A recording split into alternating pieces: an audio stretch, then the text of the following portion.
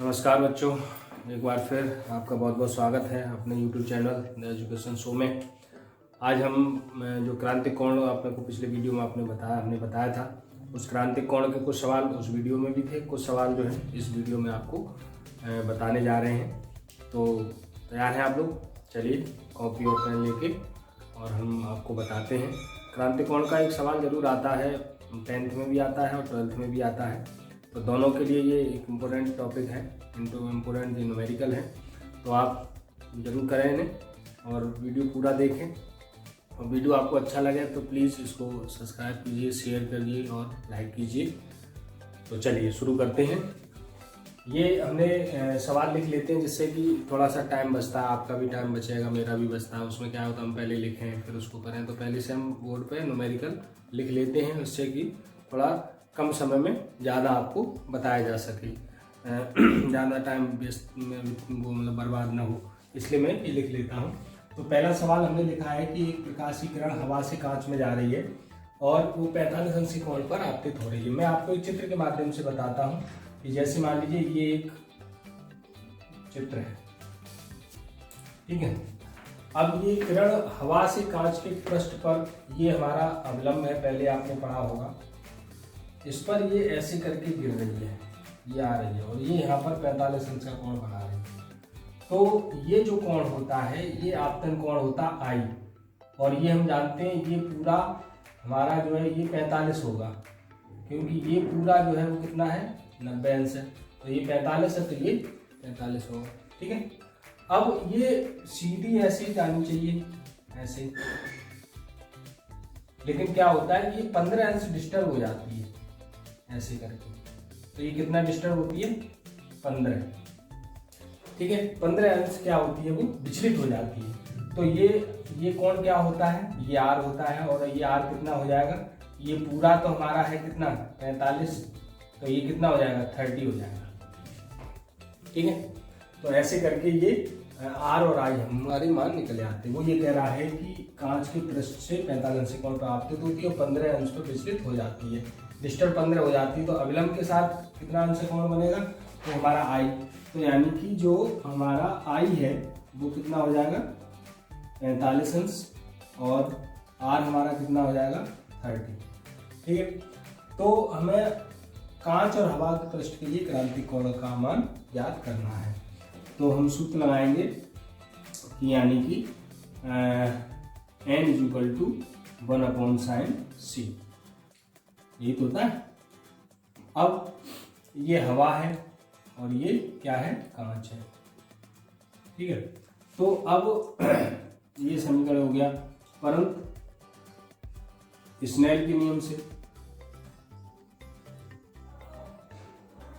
n = क्या होगा, sin i/sin r, समीकरण 2। अब क्या करेंगे, समीकरण 1 2 की तुलना कर दो,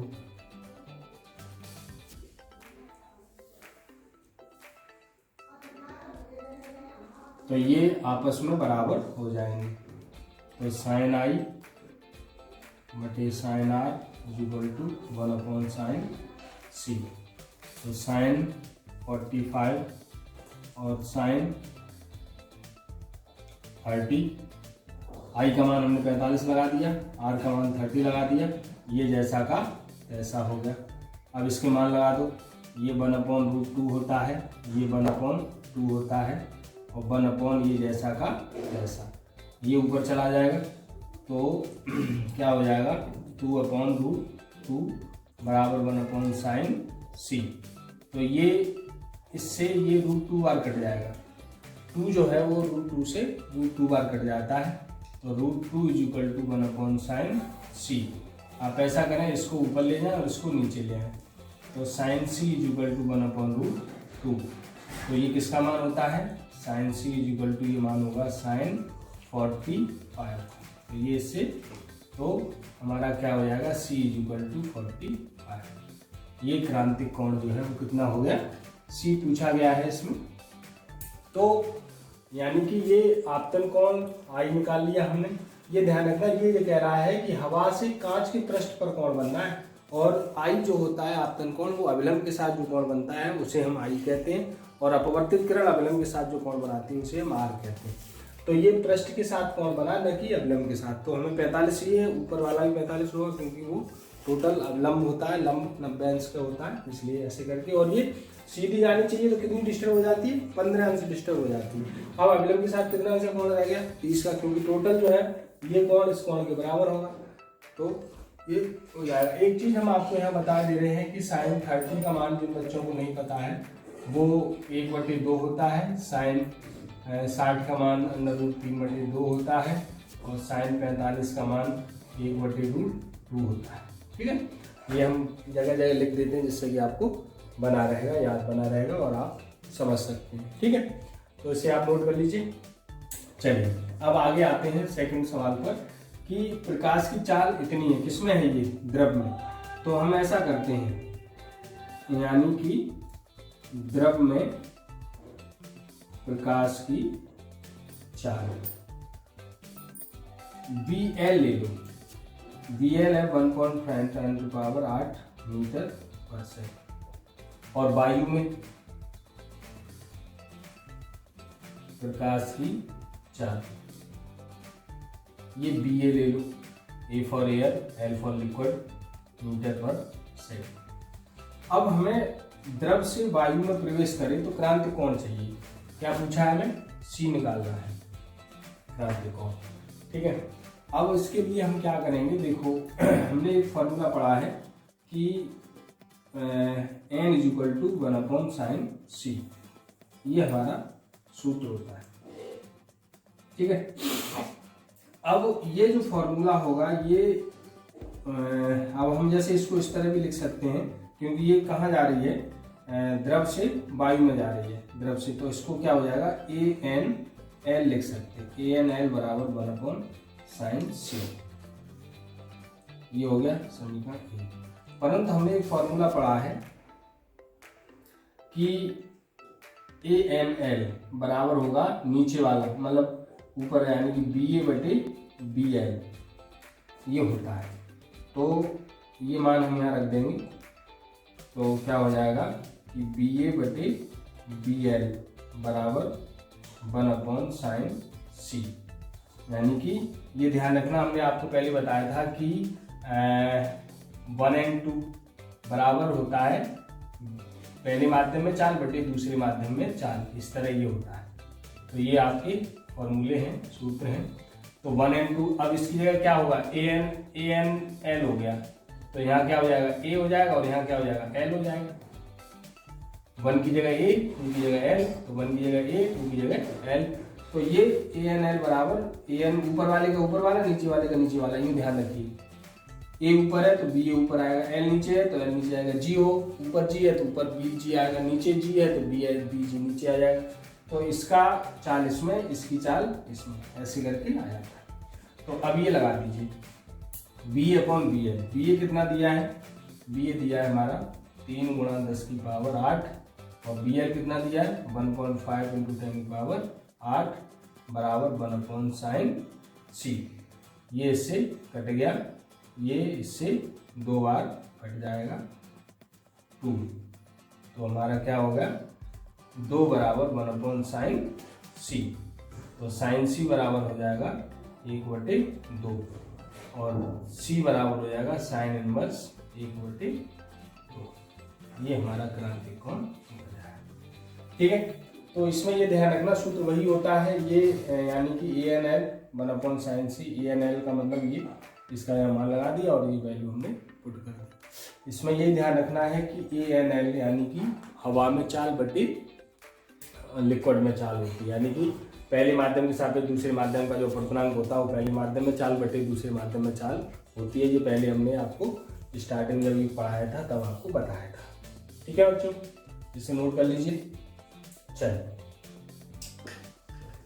चलो आगे बढ़ते हैं, और अब हम आपको नीचे 2 और सवाल लिखे हुए हैं वो हम आपको बताते हैं। यदि सघन माध्यम में क्रांतिक कोण दिया है, क्वेश्चन नंबर 5 है, आंसर हमारा 5 का ये है। तो क्रांतिक कोण दे रखा है, क्रांतिक कोण IC दे रखा है इन्होंने, कोई बात नहीं, हम IC से व्यक्त कर ले। tan इनवर्स 5/7, ये इसको इधर ले आओ, जब इधर आएगा तो ये tan IC बराबर हो जाएगा 5/7, ये आ गया। अच्छा, अब इसमें पूछा गया है कि सघन माध्यम का अपवर्तनांक विरल माध्यम के सघन माध्यम का अपवर्तनांक विरल माध्यम के सापेक्ष पूछा गया है। तो यानी कि ये पूछा गया है ANL ANG ये पूछा, यानी कि सघन माध्यम का अपवर्तनांक विरल, तो विरल हवा हो गई, सघन कांच हो गया, तो इनका हमें अपवर्तनांक ज्ञात करना है। तो हम इससे क्या करेंगे, जैसे कि हमें tan IC दे रखा है 5/7, तो हम लोग जानते हैं ये लंब बटे आधार होता है कि नहीं। तो हम यहाँ पर एक छोटा सा पाइथागोरस प्रमेय ले लेंगे, ये हम IC ले लेंगे, ये A और B और C कर लेंगे, तो ये लंब हमारा हो गया 5 और आधार हो गया 7, तो हम कर्ण निकाल लेंगे यहाँ, कर्ण स्क्वायर बराबर लंब स्क्वायर आधार स्क्वायर, तो कर्ण स्क्वायर बराबर हमारा ये आधार हो जाएगा 7 का वर्ग और ये 5 का वर्ग, तो k स्क्वायर बराबर 49 और 25, तो k = हमारा हो जाएगा ये, इसको नोट कर लिया होगा आप लोगों ने, हम टाले दे रहे हैं। चलिए आप समझिए आगे का, तो ये हमारा कितना हो गया 4 और 6 7 हो गया है ना, सही काउंट किया। यहाँ से वर्ग घटेगा तो रूट लग जाएगा, 74 हो गया, तो कर्ण जो है हमारा वो 44, ठीक। चलिए अब हम निकालेंगे साइन IC, तो साइन होता है हमारा लंब बटे कर्ण, तो साइन IC बराबर लंब है हमारा 5 और कर्ण है √74, आ गया। अब हमने सूत्र पढ़ा है कि साइन C बराबर 1/n, ये तो होता है, ये सूत्र है। अब हमारा क्या है कि यहाँ C की जगह क्या आएगा IC और n की जगह क्या आएगा ANG, ये हमें निकालना है। तो ANG बराबर हमारा हो जाएगा 1/sin IC, तो ANG बराबर 1/sin C क्या है, sin C ये है, तो ये 5/√74, ये ऊपर चला गया, तो ANG बराबर √74/5, ये हमारा सघन माध्यम का अपवर्तनांक विरल माध्यम के सापेक्ष आ गया, ठीक। आगे समझ में, तो tan दिया हो क्योंकि क्रांतिक कोण में साइन होता है, और tan दिया है तो हमने पढ़ा है कि tan से साइन cos tan कुछ भी निकाल सकते हैं पाइथागोरस प्रमेय से, तो वो हमने निकाल लिया लंब आधार करके। अब ये सवाल आप नोट कर लीजिए, उसके बाद एक सवाल और रह गया नीचे, वो हम और आपको बताते हैं। चलिए, तो वो क्या है कि यदि विरल माध्यम में, विरल और सघन माध्यम में चाल दी गई, तो हम यही करे दे रहे हैं। चलिए यहाँ पे बताते हैं आपको, ठीक। तो ये 6 का आंसर है, विरल माध्यम में चाल बराबर V1, सघन माध्यम में चाल बराबर V2। तो सघन माध्यम में क्रांतिक कोण यानी कि C पूछा गया है, ठीक। चलिए इसको साफ कर दीजिए, क्रांतिक कोण C पूछा है। तो हमारा जो सूत्र होता है कि n = 1/sin C, ये तो होता है। अब यदि हम ये 1 and 2 कर लें, 1 and 2 ये फॉर्मूला होता है, तो परंतु हमने अभी थोड़ी देर पहले भी पढ़ा 1 and 2 = होता है V1/V2, एक है तो एक है, दो है तो दो है, तो ये वाला भी फॉर्मूला होता है, तो ये आप यहाँ पुट कर दीजिए। तो V1/V2 = 1/sin C, इसकी कैंची मार दो, तो V2 = V1 sin C, ये हमारा एक रिलेशन निकल आएगा। या हम क्या करें कि V1 निकालना हो तो V2 बटे साइन C और V1 बराबर V2 बराबर कोसेक C, क्योंकि साइन C बराबर होता है 1/कोसेक C। ओके बच्चों, ये हमारे क्रांतिक कोण से संबंधित कुछ न्यूमेरिकल थे।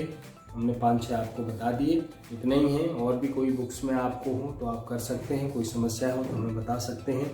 यदि हमारा वीडियो, ये हमारा पढ़ाया हुआ आपको समझ में आ रहा, अच्छा लग रहा हो, प्लीज़ इसको शेयर, सब्सक्राइब और लाइक ज़रूर करें, जिससे कि हमें भी एक ऊर्जा मिलती रहेगी, एक हमें पॉजिटिव एनर्जी मिलती रहेगी और आगे हम आपको बढ़िया से बढ़िया, अच्छा से अच्छे टॉपिक लेके आएंगे और अच्छे बेटर करके बताने का प्रयास किया जाएगा। ओके, धन्यवाद।